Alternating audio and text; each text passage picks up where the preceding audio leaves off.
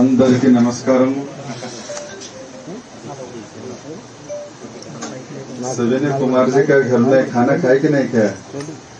मेरे पत्रकारिता मित्रों, भोजन हो गया? Thank you.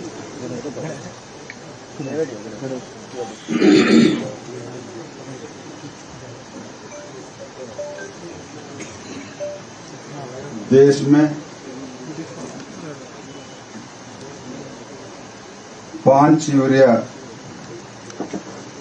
उत्पादन करने वाले प्लांट कई कारणों से पिछली सरकार बंद करा दिया था। माननीय प्रधानमंत्री जी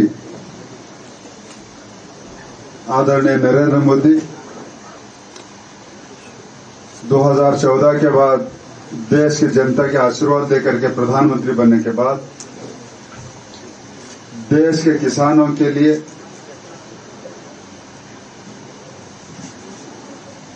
भारत के अंदर ही यूरिया का उत्पादन आत्मनिर्भर हो, इस उद्देश्य के लिए 5 यूरिया मैन्युफैक्चरिंग यूनिट्स फिर से चालू करने का प्रस्ताव को लेकर के चालू किया है। तो रामगुंडम फर्टिलाइजर लिमिटेड पिछले साल उसका कमर्शियल प्रोडक्शन चालू हुआ था। इसका उद्घाटन आने वाला शनिवार 12 तारीख को देश के प्रधानमंत्री सन्माननीय श्री नरेंद्र मोदी जी के कर कमलों से होने जा रहा है।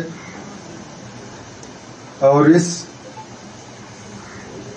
RFCL के उत्पादन के कारण साल को 12.7 लाख मेट्रिक टन की उत्पादन की क्षमता है। और अभी RFCL at 100% प्रोडक्शन का उत्पादन कर रहा है। तो उस दिन नेशनल हाईवे के प्रोजेक्ट्स और अन्य इलाकों के भी प्रोजेक्ट्स माननीय प्रधानमंत्री जी यहां पर उद्घाटन करेंगे। और उस दिन बहुत बड़ा जनसभा भी होगा।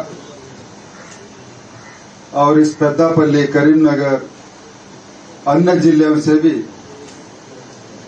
ज्यादा से ज्यादा किसान, मजदूर, महिला सभी आकर के उस कार्यक्रम को यशस्वी बनाए और साक्षी बनाए। धन्यवाद। अभी हमारा प्रदेश अध्यक्ष संजय बंडी जी आपको संबोधित करेंगे।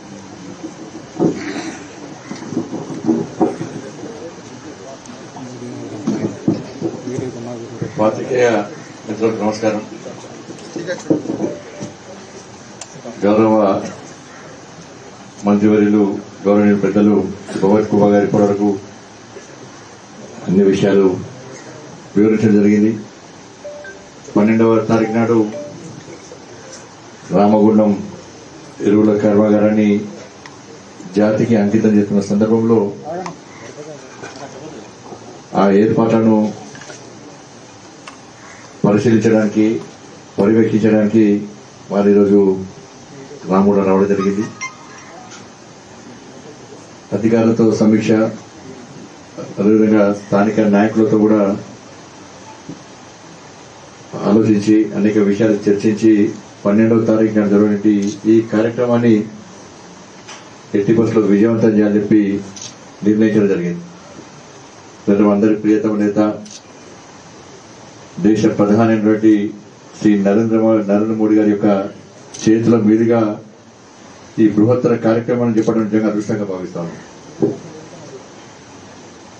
మనందరూ తెలుసు, ఒక్కసారి ఈ ప్రాంత ప్రజలు ఆలోచించారు. నరేంద్ర మోడీ గారి ప్రభుత్వం రాకముందు ఎఫ్సిఐ కానీ, సింగరేణి కానీ, ఎన్టీపీసీ కానీ నరేంద్ర మోడీ గారి ప్రభుత్వం రాకముందు ఏ విధంగా స్థితిలో ఉన్నాయో, నరేంద్ర మోడీ గారి ప్రభుత్వం వచ్చిన తర్వాత ఏ విధంగా ముందుకు సాగుతున్నాయో ఈ సంస్థలను ఆలోచించాల్సిన అవసరం ఉంది. ఎప్పుడో 99లో మూతపడినటువంటి ఈ కర్మాగారాన్ని 6,500 కోట్లతో తిరిగి పునఃప్రారంభించి గత సంవత్సరం నుంచి ట్రయల్ రన్ చూసిన తర్వాత 2 సార్లు కోవిడ్ వల్ల ఇతర కారణాల వల్ల వాయిదా వేసుకున్నాం. పూర్తి అయిన తర్వాత ఈరోజు 12th నాడు మోడీ గారి యొక్క చేతుల మీదుగా జాతికి అంకితం చేయబోతున్నాం. ఇది పూర్తిగా రైతులకు న్యాయం చేయడానికి, రైతాంగాన్ని ఆదుకోవడానికి, గతం నుంచి కూడా మోడీ గారు రైతును రాజు చేయాలి, రైతు ఆదాయాన్ని రెట్టింపు చేయాలని చెప్పి ఒక విశాల దృక్పథంతో, ఒక దృఢ సంకల్పంతో అనేక సంస్కరణలు చేస్తున్న విషయం అందరికి తెలిసింది. ఇప్పుడు కూడా చాలా సందర్భాల్లో రైతులకు వాస్తవ విషయాలు తెలియకపోతున్నాయి. గతంలో పరిస్థితులు రైతులు ఎరువుల కోసం పోవాలంటే క్యూలో నిలబడి, చెప్పులు పెట్టి, బ్యాగులు పెట్టి ఉదయం పోయి అక్కడ నిలబడే పరిస్థితి. చాలా మంది రైతులు క్యూలో నిలబడి ప్రాణాలు కోల్పోయినటువంటి దుస్థితి కూడా మనం చూస్తాం. మనం నరేంద్ర మోడీ గారి ప్రభుత్వం ఏర్పడిన తర్వాత ఎట్టి బస్సులో ఇటువంటి వాటికి ఆస్కారం ఇవ్వద్దు, పూర్తిగా రైతులను ఆదుకోవాలి అని చెప్పి ఒక మంచి ఆలోచనతో వారు అనేక సంస్కరణ చేసే విషయం మనకు తెలుసు. దానిలో భాగంగానే ఈరోజు ఈ రామగుండం ఎరువుల కర్మాగారాన్ని జాతికి అంకితం చేయడం, దీని ద్వారా తెలంగాణతో పాటు ఈ దక్షిణ ప్రాంతంలో పూర్తిగా రైతులకు తక్కువ ధరలో యూరియా అందేటువంటి అవకాశం ఉంది. కాబట్టి మనకు తెలుసు, ఒక యూరియా బ్యాగు 3,500 రూపాయలు, 3,500 రూపాయలు సబ్సిడీ ఇచ్చి 200 రూపాయలకి ఇస్తున్నాం మనం. ఒక టన్నుకు దాదాపు 45,000 రూపాయలు.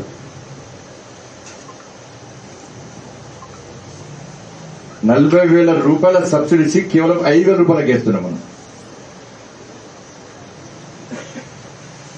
మరి ఈ ప్రాంతంలో ఆల్రెడీ మూతపడినటువంటి ఈ కర్మాగారాన్ని తెరిపించడం కాబట్టి ఒక మంచి ఆలోచన. దీన్ని రైతాంగం అంతా అర్థం చేసుకోవాల్సిన అవసరం ఉంది. కొన్ని డిఏపి విషయంలో తెలుసు, ఒక్కొక్క రైతు కిసాన్ సమ్మాన్ నిధి 6,000 రూపాయలు ఇస్తున్నాం. పూర్తి లెక్క చేస్తే ఒక రైతుకు ఒక ఎకరానికి దాదాపు 35,000 నుంచి 41,000 వరకు సబ్సిడీల పేరుతో వాళ్ళ న్యాయం చేస్తున్న ప్రభుత్వం భారతీయ జనతా పార్టీ ప్రభుత్వం.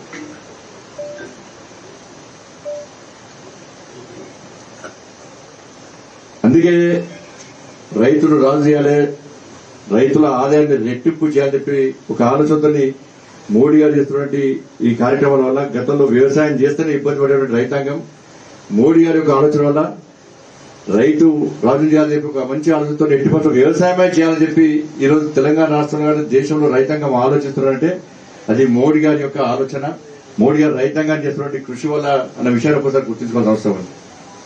ఈ ప్రాంతంలో ఎన్డీపీ కూడా ఆంధ్రప్రదేశ్ విభజన సమయంలో కూడా అప్పుడున్నటువంటి ముఖ్యమంత్రి అన్నాడు, కొత్త రాష్ట్రం ఏర్పడితే తెలంగాణ మొత్తం నాశనం అవుతుంది, చీకటి బతకాలని చెప్పన్నాడు.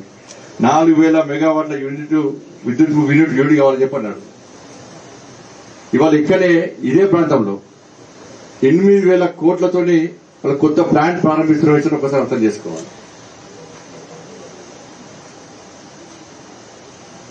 సింగరేణి కూడా 1999లో సేమ్ ఎఫ్సిఐతో పాటు సింగరేణి కూడా మూతపడేది. ఆ టైంలో అటల్ బిహారీ వాజ్పేయి గారి ప్రభుత్వం 700 కోట్ల మానిటరీ విధించి సింగరేణి కాపాడిన విషయంలో ఒకసారి సింగరేణి కార్మికులు గుర్తుంచుకోవాలి.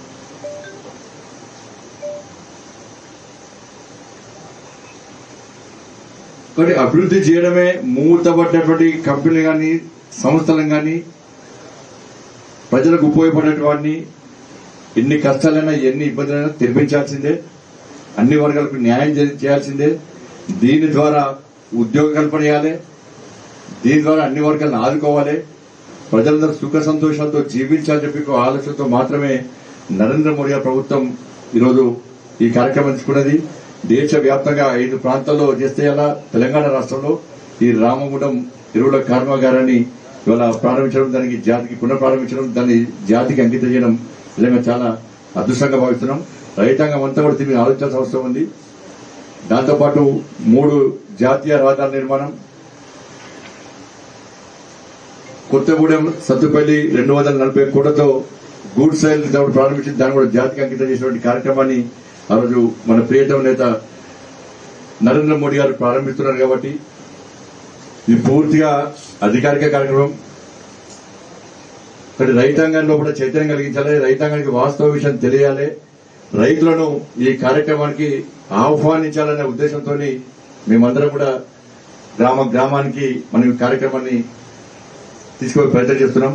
ఆ రోజు తెలంగాణ రాష్ట్ర వ్యాప్తంగా దాదాపు 75 సెంటర్స్ లో 75 అసెంబ్లీ కేంద్రాల్లో స్క్రీన్స్ ఏర్పాటు చేస్తున్నాం. మోడీ గారి యొక్క ఈ కార్యక్రమాన్ని రైతులందరూ వీక్షించే విధంగా 75 అసెంబ్లీ కేంద్రాల్లో హాల్స్ తీసుకొని స్క్రీన్స్ ఏర్పాటు చేస్తున్నాం. దాంతోపాటు ఈ కార్యక్రమాన్ని కూడా రైతులను ఎక్కువ సంఖ్యలో సమీకరించడం కూడా అన్ని రకాలుగా ఏర్పాటు చేస్తున్నాం. అందరం కలిసి ఈ కార్యక్రమాన్ని విజయవంతం చేయాల్సిందిగా రైతాంగానికి విజ్ఞప్తి చేస్తా ఉన్నాం.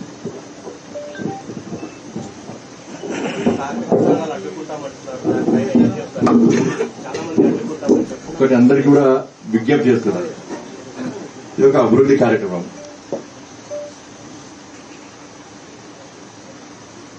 నరేంద్ర మోడీ గారి యొక్క ఆలోచన అది. ఏ రాష్ట్రంలో ఏ పార్టీ అధికారం ఉన్నప్పుడు కూడా అన్ని రాష్ట్రాలు అభివృద్ధి చెందనే శక్తివంతమైన భారతదేశ నిర్మాణం సాధ్యమవుతుందని చెప్పి ఒక ఆలోచనతో మోడీ గారు అన్నారు. అభివృద్ధి చేస్తారని చాలా మంది విమర్శ చేశారు. ఈ రోజు అభివృద్ధి కార్యక్రమాన్ని కూడా అడ్డుకోవడం కూడా మంచి పద్ధతి కాదు. నేను మళ్ళీ రిక్వెస్ట్ చేస్తున్నాను వాళ్ళకు, అందరం కలిసి తెలంగాణ అభివృద్ధికి సహకరించాలి, అందరం కలిసి అభివృద్ధిని కోరుకుందాం, అందరం కలిసి తెలంగాణ అభివృద్ధిని సాధించుకుందాం. మనం అడ్డుకోవడానికి అభివృద్ధి కార్యక్రమం ఇది.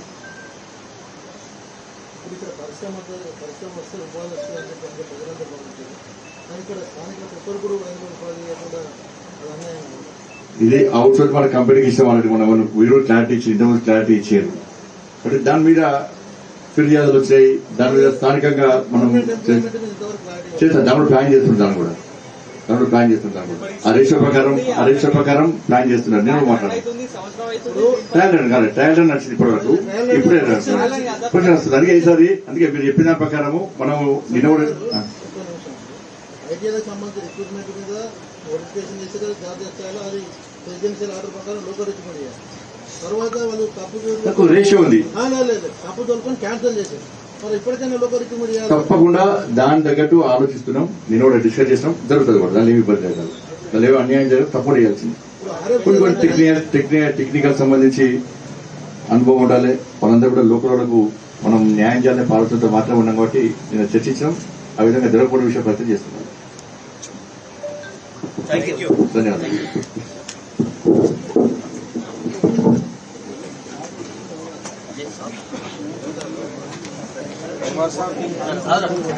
एक मिनट